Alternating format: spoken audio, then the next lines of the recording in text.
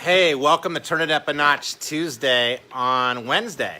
And today I'm actually coming to you with a really cool topic called mandate compliance, or do you inspire excellence? And yesterday I was at a really cool leadership event. A good friend of mine, Paul Epstein, works with a company called the Barry Way-Miller Leadership Institute.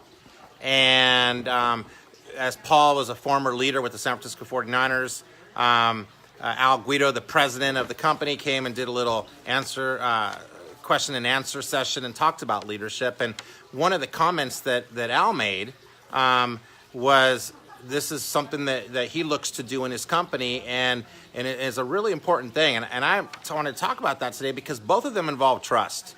You know, sometimes you have to mandate compliance to create trust and people to follow you, and it's the right thing to do. But also, inspiring excellence is such a huge thing to do that also involves trust. And I think that you can absolutely do both at times. And so just a couple thoughts on this. If you really want to inspire excellence, you want to do what's right, not who's right. And I think the people that tend more to mandate compliance tend to get into the nitty-gritty and who's right. And the real good leaders in this world much more spend time on what's right, not who's right. And they also they absolutely, the people that inspire excellence are people that don't care what people think about them.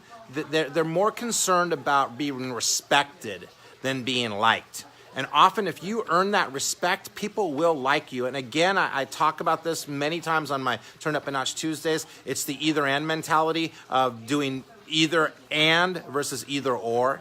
A few other things that really struck a chord with me on this whole quote and inspiring excellence is that you lead by example. Your team will do half of what you do right and twice of what you do wrong, and it is a big deal to say one thing and do something else. So go out there and lead by example. Be the leader. Be the person that your team sees you in front and being in charge. I also believe it's huge, absolutely huge, to let people be heard. You know, one of the biggest problems why people leave companies is they don't feel like they're being heard. They don't feel like their voice matters. And absolutely, if you're in leadership or you're someone that's giving suggestions to your leaders, you know, ask yourself, are you being heard? Does your voice matter? And lastly, if you're a leader and you're inspiring excellence, you are an amazing vision caster. I always say that your job is to create hope. I jokingly always say that you're not a dope dealer, but you're a hope dealer.